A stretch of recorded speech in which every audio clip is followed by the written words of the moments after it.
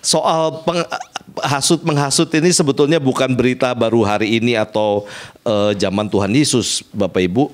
Jadi sebetulnya hasutan itu atau hasut-hasut itu sudah ada dari sejak lama dan dibahas secara serius oleh dua tokoh filsuf kita tahun 400 tahun sebelum Masehi sebetulnya ya. Jadi sudah membahas tentang hasut ini, tapi bagaimana bisa terjadi dan bahayanya apa?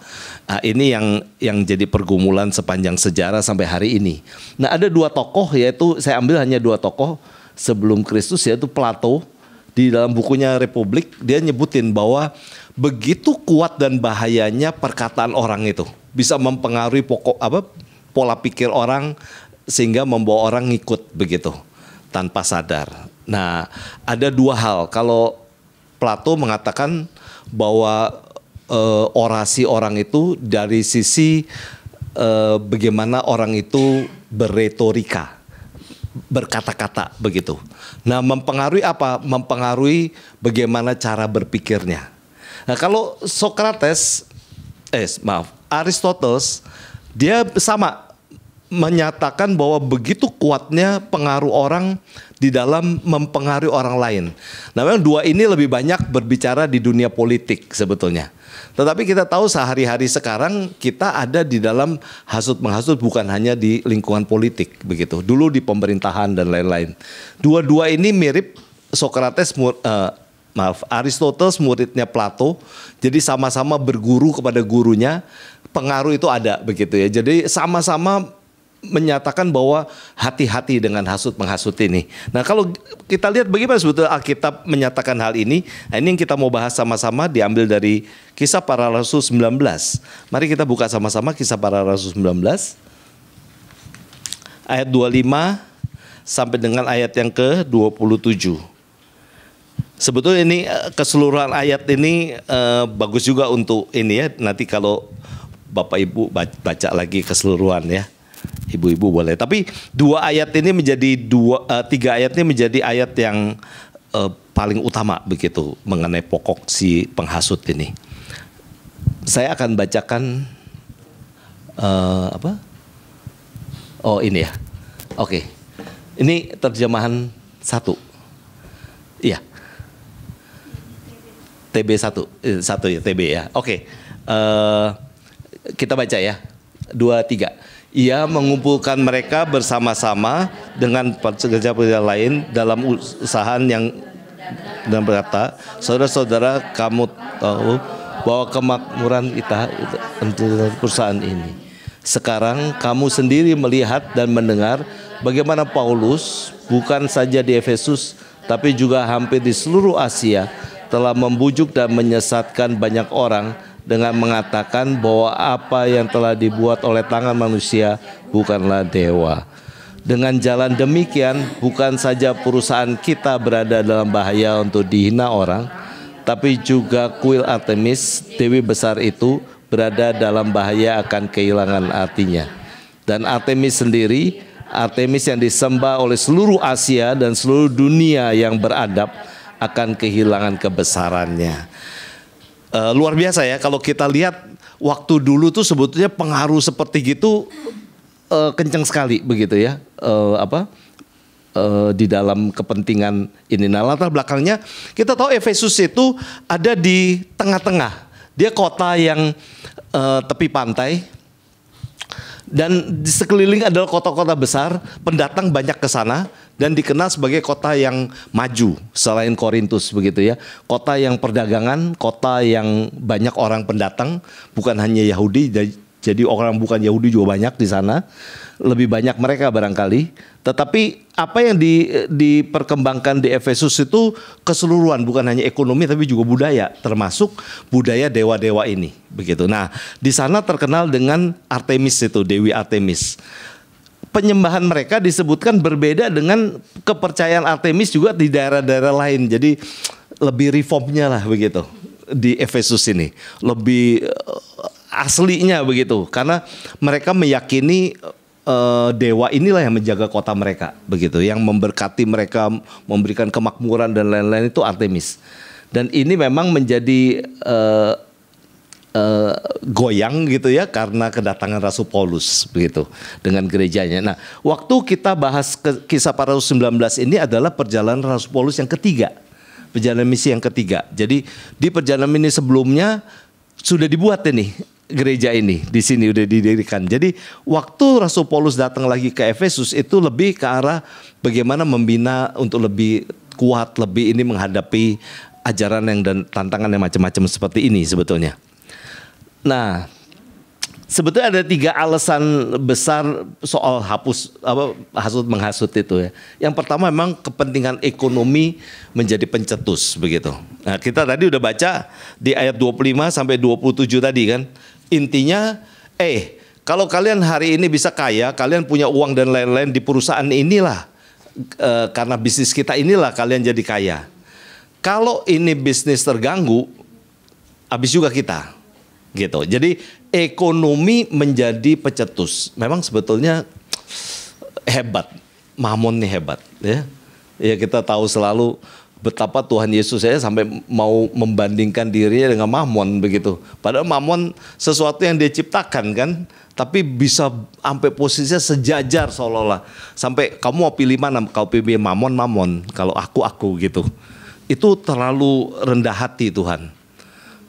Masa diduain gitu ya, mau gitu ya, meskipun ujungnya kita tahu nggak ada yang bahagia dengan banyak uang, tapi tetap aja uang menarik sih. Siapa bilang uang nggak enak ya, punya banyak uang sih enak sih. Tapi sampai orang lupa bahwa uangnya banyak, sampai rasa perlu cari-cari lagi, meskipun mati nggak ada yang dibawa, betul-betul nggak ada yang dibawa. Dan kita tahu hari ini yang ditangkepin bisnisnya triliunan sampai kuartriliun, jadi 1.000 triliun. Saya mikir-mikir 1 miliar aja banyak ya. Kalau 10 miliar gede kan. Kalau 100 miliar asik banget. 1.000 miliar kayaknya keren. 1 triliun tuh. Ini kalau 1.000 triliun, aduh. Itu kalau galaksi gitu sampai nembus bumi sakti ke tetangga sakti lainnya lagi begitu. Mau dimakan siapa begitu kan? Padahal rakyat banyak itu kalau dibagi-bagi aja. Dia ngasih nasi bungkus seluruh Indonesia juga. Itu kan 1/3 dari RAPBN kita. 1.000 triliun RAPBN kita berapa? 3.400 ya kalau nggak salah. Luar biasa ya. Hebat. Hanya untuk segelintir orang. Tapi ini yang ketahuan kan? Tadi pagi ada temen ngomong lagi, jangan-jangan Pertalite kita juga dioplos tuh kan. Jadi bukan Pertalite jadi Pertamax saja, sebetulnya apa begitu jadi Pertalite, nggak tahu. Ya mana tahu kalau nggak ada yang bongkar-bongkar begitu ya. Tetapi itu baru itu. Ini baca lagi yang lain, kapal lah dimanipulasi, korupsi apa lagi, sekarang malsuin emas kan. Mulai periksa ya Bu di rumah emasnya palsu nggak. Langsung buka lihat warnanya agak orange. Yang simpenan emasnya banyak. Boleh dicek ya. Tapi maksudnya kita hidup itu baru di dunia ini ya. Maksudnya kita dengan sepenuh hati mau cari uang. Maksudnya ya biar hidup oke aja gitu kan. Kalau kita punya uang cukup juga kita bisa support pelayanan dan lain-lain. Oke. Tapi ya itu. Maksudnya sebetulnya ekonomi itu penting. Tetapi kan bukan yang utama. Nah ini yang lupa. Orang suka lupa sehingga di dalam pikirannya topnya itu ekonomi begitu. Nah itu yang kita alami. Yang kedua, sentimen agama tuh ampuh untuk membangkitkan permusuhan. Jadi sampai hari ini juga itu pengalaman kita kan. Jadi dia memulai dengan kasih tahu, kamu lihat nggak tuh Rasul Paulus? Bukan hanya di kota kita loh, ini Asia nih semua. Dan kita udah mulai kena dampak nih. Orang udah mulai jarang beli patung-patung yang kita buat nih. Ini kalau diterus-terusin, habis nih perusahaan kita, kira-kira gitu. Dan kalau habis, sorry ya, gue nggak bisa gaji lu lagi.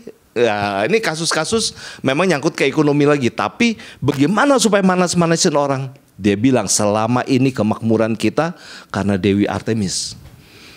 Ini yang kita puja-puja, kita sembah yang hebat-hebat. Dan itu memang yang dikerjakan oleh seluruh penduduk Asia Kecil, terutama di Efesus. Bagi mereka Dewi Artemis ini benar-benar yang menjadi Tuhannya mereka. Nah, waktu udah mulai nyinggung soal, nanti nggak ada yang hargai lagi loh ini Dewi Artemis. Kalau ini dibiarin penyesatan ini terjadi, kan kalau menurut dia Rasul Paulus sesat nih. Ngajarin yang sesat-sesat, bujukin orang disebutnya. Bahaya nih. Kepercayaan kita runtuh, duit kita habis, mau apa lagi kita? Wah, itu membakar orang. Jadi, wah iya, ini harga diri kita, kebangsaan kita nih, kepercayaan kita. Itu alasan paling ampuh itu untuk hasut orang. Yang ketiga, emosi dan otot tanpa otak. Jadi kalau ngomong diceritain kan mestinya otaknya jalan gitu ya. Tetapi enggak, otak hanya jalan sesuai dengan instruksi. Yang ada otot dan itu emosinya itu. Masa itu seperti begitu. Pengaruh itu begitu. Jadi ada satu, saya lupa siapa namanya, mengatakan hati-hati dengan orang bodoh yang jumlahnya banyak. Maksudnya itu orang-orang yang gampang sekali untuk digiring, diasut karena nggak pakai otaknya. Yang ada cuma dengerin, wah bener, wah simpatisan, sama-sama simpati, sepenanggungan. Nah, kalau udah sepenanggungan, kita satu ras, kita satu bangsa, kita, wah itu ini sekali, jiwa itu sekali. Sama kayak dari Kalimantan kan, kalau udah lama di Jakarta kan kangen Kalimantan, karena memang tanahnya di sana. Perjanjian hidup kita kan sebetulnya gitu. Kecuali Tuhan yang utus kita ke tempat lain, nah itu lain tuh. Kekuatan baru Tuhan sediakan. Tapi kalau enggak, perjanjian Tuhan sama kita termasuk di mana kita lahir sebetulnya.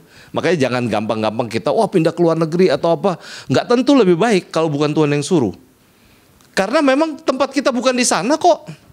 Seorang hamba Tuhan pernah ngomong dulu di Jerman waktu dia sekolah, dia suka sekali dengan stroberinya Jerman, manis sekali, gede. Jadi waktu dia pulang ke Indonesia, yang paling bagus tuh Cipanas punya, Cibodas sana, segitu, makan asem. Dari mana lagi ada yang, pokoknya dia rasa itu yang paling gede. Kenapa begitu? Dia baru ngerti. Perjanjiannya memang kalau ditanamnya di sana ya coba-coba dibawa ke sini biar bibitnya sama, tanahnya lain kok gitu. Jadi Nah itu yang kita meyakini bahwa waktu Tuhan tempatkan di kita dimanapun itu pasti ada purpose-nya, ada tujuannya. Dan Tuhan memberikan kita di tempat yang seperti demikian. Tadi kalau Bu Ina bilang, aduh GRI number one.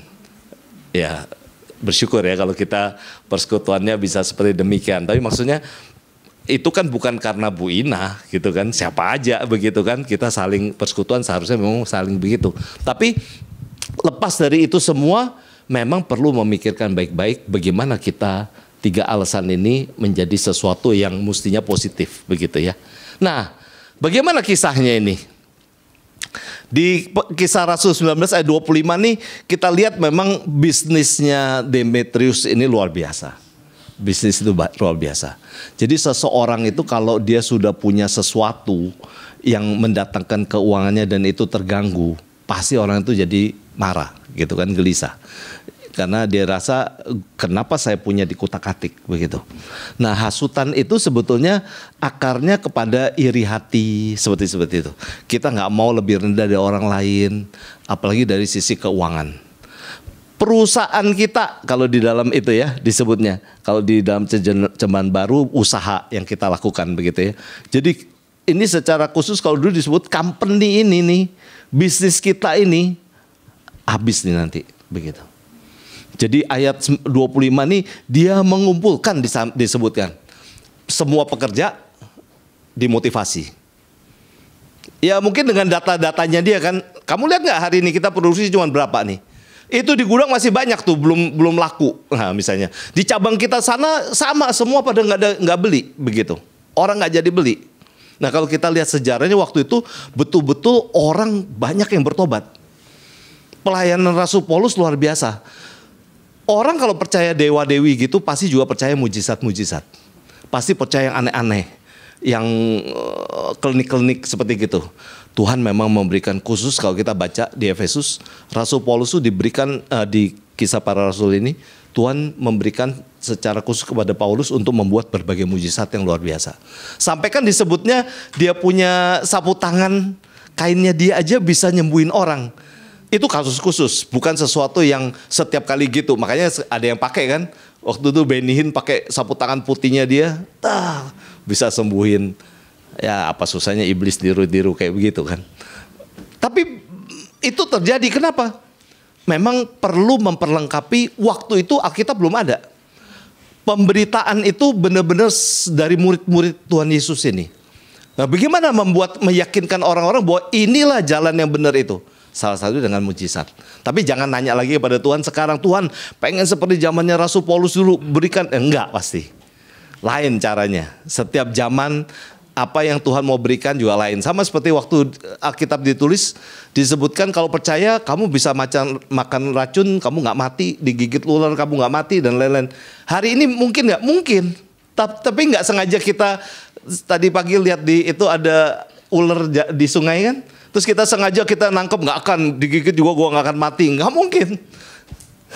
Kita kalau sekarang digigit ular bisa mati kita, karena bukan soal ularnya atau apa kan.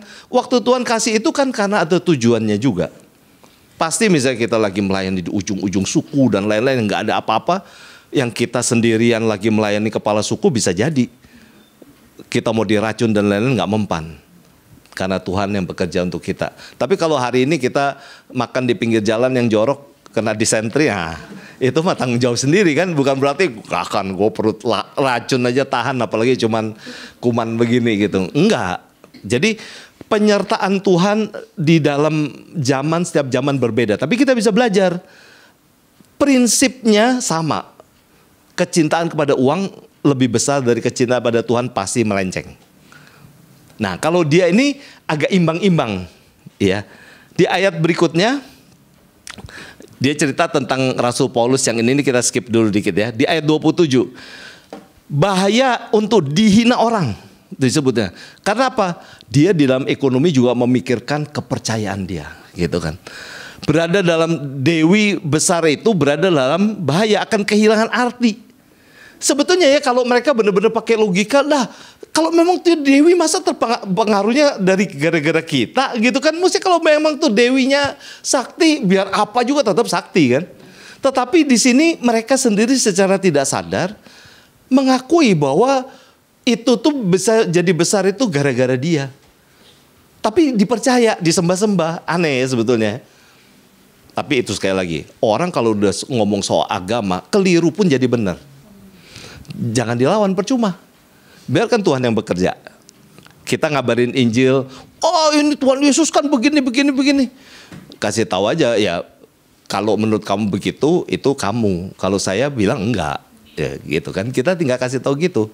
Kamu mau tetap dengan percayaan kamu, silahkan aja, gitu kan. Kan tadi kita ceritanya saling sharing, ya gitu. Jadi waktu kita sharing aja cerita, ini kepercayaanku begini, gitu. Jadi kita lihat bahwa di dalam pergumulan seperti demikian, orang di dalam sisi agama tertentu dia begitu mendewakan, karena apa? Dia belum tahu yang benar. Sehingga yang benar pun dibilang sesat sama dia. Jadi dibilang Rasul Paulus tuh bujukin, bohongin, bikin penyesatan karena dia punya kepercayaan yang lain. Nah, kalau balik ini, Rasul Paulus gimana? Dia hampir seluruh Asia dia membujuk dan menyesatkan. Maksudnya dia memberitakan Injil, menyatakan kebenaran itu. Nah, kalau kita lihat ke atas sebelumnya dari Athena dan lain-lain, udah kenyang Rasul Paulus dengan orang filsafat. Hari ini kenyang dengan orang yang pakai dewa-dewa, pakai magic begini. Keluarga Skewa ada 7 orang, ininya juga sama kan, mau dia dengan magicnya pakai nama, ini nama itu, setannya yang ngomong, Tuhan Yesus saya tahu, Rasul Paulus saya tahu, tapi kamu siapa begitu. Jadi kita lihat betapa Rasul Paulus itu menghadapi bermacam-macam orang. Jadi kalau kita di gereja ketemu macam-macam orang juga jangan kecewa gitu kan. Ada yang model tipe-tipe macam-macam juga ada di gereja. Justru itu membuat kita seharusnya lebih giat. Kita yang tahu yang benar. Tapi gampang nggak? Memang nggak gampang. Ya. Tapi ini 3 ayat ini sebetulnya mau menggambarkan usaha manusia untuk bertahan dengan apa yang dia percaya. Bagus nggak? Kalau di sisi kemanusiaan bagus. Demetrius ini pakai otaknya bagaimana supaya dia bisa survive. Meskipun dia keliru. Siapa yang seperti gitu? Setan. Setan itu udah tahu dia bakal masuk neraka. Tapi dia putus asa, nangis-nangis, galau. Enggak. Wah, dia rajin bener PI juga. Supaya banyak orang ikut dia. Gitu kan. Pekabaran iblis gitu. Nah, dia juga sama. Ajak orang untuk percaya dia. Ajak orang untuk keliru seperti dia.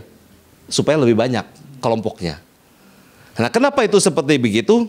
Nah, kita lihat sebetulnya dari sini ada 3 hal yang kita bisa bahaya dari massa.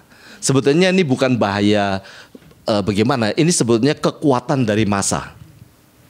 Kekuatan massa itu luar biasa. Seperti kekuatan air aja kan. Tapi kalau 1 gelas air kita tumpahin ya nggak ada apa-apa. Tapi kalau air batu turun, mesin pembangkit juga bisa geser dari laut sampai ke tengah kota di Aceh. Itu besarnya kayak gitu, kapal bisa pindah ke depan hotel. Air sebetulnya cuma air. Tapi kalau dihitung-hitung sekian juta galon air dengan kecepatan sekian, memang energi kinetiknya luar biasa itu. Tapi air gitu sebetulnya. Nah, sebetulnya masa orang satu-satu nggak ada kekuatan. Makanya kenapa kalau persekutuan doa kita doa, waduh, luar biasa tuh. Pengaruhnya besar, bukan berarti bangunin Tuhan yang tidur kan. Atau kalau gara-gara itu Tuhan jadi kasihan. Bukan, tetapi kita sedang bersama-sama mengambil hati supaya kita satu frekuensi dengan Tuhan. Waktu doa itu. Ya, tapi bahayanya dari masa itu, kalau dia keliru di dalam arah, ya udah. Kayak banjir bandang ya keliru arahnya. Mestinya jalannya di sungai, ini keluar dari sungai. Begitu. Kalau jalannya benar juga bisa jadi kekuatan yang luar biasa. Contohnya misalnya di Manado kan. Di Manado itu kekristenan kuat sekali sebetulnya. Sampai kan angkot juga pakai lagu Kristen apa-apa. Tapi itu agama begitu kan jadinya. Masa ini kalau digerokotin satu lama-lama ya habis juga. Bagaimana supaya persekutuan ini bisa kuat? Nah, itu yang sebetulnya menjadi pergumulan bersama kan. Ada orang yang mempengaruhi seperti Demetrius, perlu itu. Makanya pemimpin di gereja penting tetap. Ada hamba Tuhan yang memberitakan firman, mesti dengar. Itu pemimpin. Jadi kalau kita ngomong hasut dalam tanda kutip, menghasut juga. Menghasut, mengajak orang sepahaman dengan pikiran kita, tetapi itu kan terminologinya negatif. Tapi bagaimana kita membawa orang kepada penghapus dosa, begitu kan, bukan penghasut gitu.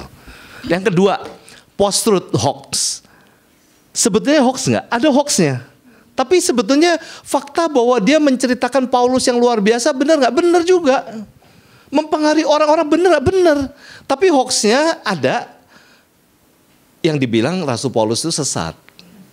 Ngajarnya keliru, begitu kan. Bikin orang jadi tersesat, bujukin. Itu kan kalimat negatif semua. Di sisi mereka lihatnya begitu. Tapi di sisi kita lihat Rasul Paulus ngerjain yang benar. Jadi sebetulnya soal post-truth atau sesuatu yang melampaui kebenaran atau hoax, berita bohong itu tergantung dari gimana kita lihat. Tetapi berita ini bisa luar biasa.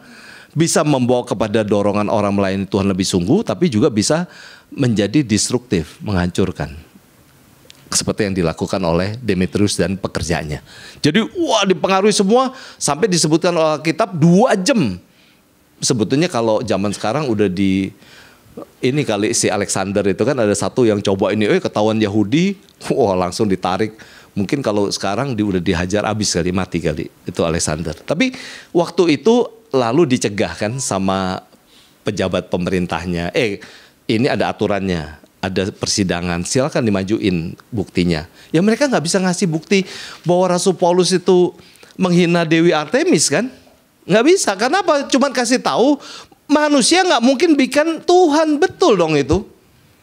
Yang seperti dilakukan oleh si Demetrius, yang dia bilang, nanti ini kekuatannya bisa hilang nih kalau ini dibiarin. Arti keunggulan Dewi Artemis itu bisa hilang. Nah, pendapat itu memang bisa bahaya. Bisa makin lama membuat pamornya Dewi Artemis makin turun kan, gitu. Nah, itu yang sebetulnya kita mau sampaikan, seharusnya kita memberitakan seperti itu tentang Kristus. Bagaimana kita juga gigih seperti mereka, bela abis-abisan kalau ada orang mau nyesatin, sesat kamu, kita ini ya. Kita kompak memberitakan yang benar. Tapi ya memang zamannya bukan begitu sih ya. Kalau kita nih Tuhan Yesus dihina ya memang ya diamnya biarinlah, nanti dia nanggung sendiri kan gitu. Jadi memang cara kita bukan frontal seperti gitu.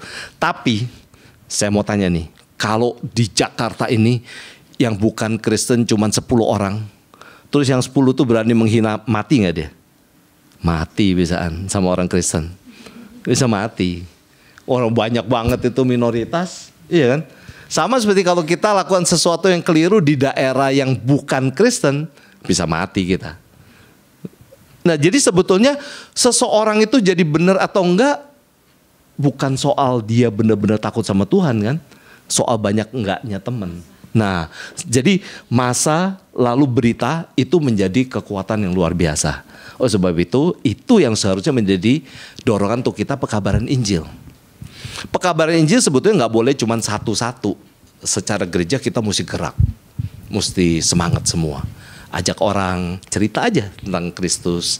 Kita berbagi sesuatu kepada orang, memperhatikan orang. Itu sebetulnya mesti menjadi keseharian kita. Begitu ya. Ini 3 hal yang paling penting. Nah, di dalam Mazmur pasal 140 ayat 3-4 disebutkan, mereka menajamkan lidahnya seperti ular. Bisa ular senduk ada di bawah bibirnya.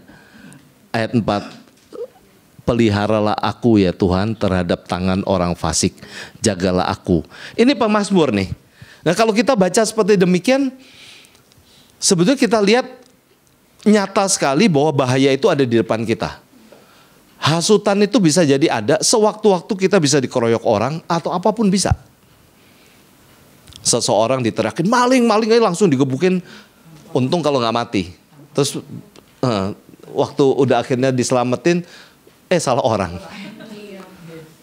Itu gara-gara orang teriak aja, nggak suka atau apa, atau salah orang. Aduh. Makanya saya sekarang di jalan juga, ya udahlah, senggol-senggol udah diem aja lah gitu. Orang bisa dibilang, wah mobil tiba-tiba dinaikin orang gebuk-gebuk. Mau apa coba? Biar kita bener, kita mau teriak nih, bener, gue bener. Gak ada guna. Oh, sebab itu udah, sekarang mendingan kita ngomong berita bukan hoax, tapi untuk pekabaran Injil. Nah, berdoa sama Tuhan, Tuhan pelihara aku terhadap tangan orang fasik, jaga aku. Bagaimana kita lihat kejadian ini dengan Kristus? Hampir sama kan? Waktu Kristus mau disalib, disidang, ceritanya apa? Wah, ini orang mengaku-ngaku Allah, apa-apa berita. Koordinasi. Tua-tua sama pemimpin imam, para imam, koordinasi. Untuk bikin sidang, rakyat, wah salibkan dia, salibkan. Mirip-mirip sebetulnya. Dorongan massa itu membuat Pilatus cuci tangan. Saya udah ngomong loh, dia gak ada salah. Tapi orang begini banyak, biar kata dia gubernur juga ngeri juga kan. Tapi dia nggak mau salah di hadapan Tuhan, cuci tangan. Bukan gua loh. Ya lu mau salibin silahkan, tapi bukan gua. Memberikan wewenang kepada para penjahat itu untuk lakukan sesuatu, sama-sama jahat lah. Begitu kan. Satu-satunya nama yang ada di pengakuan iman siapa? Nama orang biasa, Pontius Pilatus doang. Hebat kan? Terkenal sekali dia. Padahal dia nggak pernah ngabarin Injil, yang ada dia salibkan Tuhan Yesus. Maksudnya nama ada pagelen gitu kan. Pengakuan iman seru juga mengabarkan Injil gitu. Tapi itu yang terjadi ya. Tapi maksudnya gini, menghasut itu terjadi di Kristus. Ini barangkali nyontoh itu. Kan ini kejadian setelah Kristus. Jadi, dulu ada kayak gini, yang namanya tokoh hebat pun juga bisa terguling kalau kita kompak. Nah, dia mau lakukan hal yang sama, tapi kali ini mereka gagal. Soal ekonomi sama. Mereka lakukan sesuatu dengan cara ini kan, bayar-bayar kan. Yudas juga dibayar 30 keping emas, perak. Ini kejadian ini di Efesus, orang-orang itu bertobat lalu menyerahkan buku-buku jampi-jampi mereka dan lain-lain. Tahu nilainya berapa? Ditulis 50.000 keping perak, uang perak. Jadi satu uang perak itu kira-kira seharga 1 hari upah kerja. Jadi kalau 50.000 itu berarti 50.000 hari upah kerja. Kalau 1 hari upah kerja anggap 200.000 begitu ya. Berarti berapa itu 50.000? 10 miliar. Buku senilai 10 miliar dibakar karena ikut Kristus. Wah, Luar biasa kan, betapa Demetrius nggak panas dingin kan ngelihat, gila 10 miliar dibakar begitu, mereka percaya pada Kristus, nggak mau lagi nyembah Dewi Artemis, bahaya besar. Jadi kita lihat memang mengerikan, bisnis mereka tuh habis karena kebenaran. Nah Bapak Ibu, waktu kita melakukan kebenaran, Tuhan memberkati kita dengan caranya. Tapi di sisi lain ada orang yang memang bisa terkapar karena pemberitaan kita. Orang-orang yang tadinya percaya pada dewa-dewa itu, seandainya lalu percaya pada Kristus, hidupnya pasti berubah. Tuhan akan tolong. Tetapi orang yang tetap mengeraskan hati, pelan-pelan pasti akan terpuruk. Asaf bilang di Mazmur 73, dia nggak tahu bahwa dia ada berdiri di batu licin. Sebetulnya sebentar aja dia kepleset, hancur. Benar-benar untuk sementara waktu senang-senang. Hari ini kita lihat itu kan, beberapa orang yang direktur lah apa, hidupnya happy-happy. Pasti saya yakin istrinya ada ini, langsung sekarang IG-nya hapus semua, nggak ada, hilang. Tapi tadinya flexing semua, Pak pergi ini pergi itu, menikmati. Tapi pada waktunya akan terbuka. Meskipun mereka dijanjin aman, kita tutup semua, kita cover semua. Sekarang yang cover yang aman, jaksa udah bilang nggak terlibat, udah. Siapa itu nggak tahu, namanya nggak panjang sih. Kita lihat gampang sekali kan di negara ini, tinggal siapa yang mau ada di atas. Nah ini yang sebetulnya jadi pergumulan kita. Makanya kalau cerita-cerita sama anak muda, jadilah pandai, jadilah ini, tapi takut akan Tuhan. Cerdiklah kalian. Jadilah pemimpin, kejar, jadi presiden, jadi apa. Kalian yang masuk polisi, jadi Kapolri, saya bilang jadi Panglima TNI. Jadilah yang bagus-bagus. Bikin lempeng negara ini. Oh luar biasa sebetulnya. Nggak ada yang sekaya Indonesia sebetulnya. Bukan hanya pulaunya yang banyak ya. Tapi ya itu balik siapa menghasut siapa. Kita seharusnya lebih rajin menghasut orang dalam tanda kutip untuk datang kepada Tuhan. Kekuatan masa kita sebetulnya ada. Tapi bagaimana kita bersama-sama berdoa mengabarkan Injil, itu menjadi hal yang utama. Disebut peliharalah aku ya Tuhan terhadap tangan orang fasik. Jagalah aku terhadap orang yang melakukan kekerasan, yang bermaksud menjatuhkan aku. Demetrius takut dia jatuh. Kita jatuh, takut jatuh apa? Bukan jatuh karena kita jadi nggak percaya Tuhan kan? Tapi karena jatuh kita tidak melayani Tuhan dengan sungguh-sungguh. Jadi kita bilang Tuhan, orang fasik tuh mau menjatuhkan kita. Sebetulnya kalau kita benar-benar dijatuhkan mereka nggak usah khawatir, karena Tuhan pasti angkat kita. Tuhan bilang nggak akan tergeletak. Tetapi yang jadi masalah kalau waktu Tuhan mau orang musuh-musuh kita mau menjatuhkan kita, lalu pada saat itu kita tidak percaya pada Kristus, nah itu yang bahaya.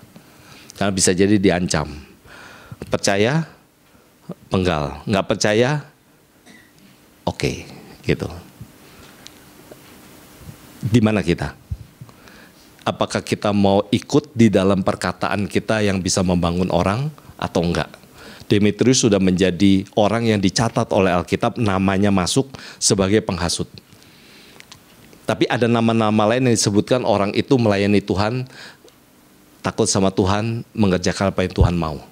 Contohnya Rasul Paulus. Kita belum tercatat, tapi nama kita ada katanya dicatat di surga. Nah cuman masalahnya nanti catatan keterangannya kita apa nih keterangan kita.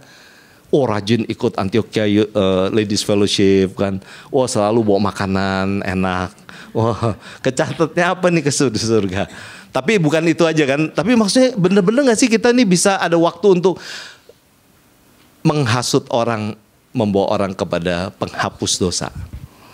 Karena itu sebetulnya tujuan hidup kita.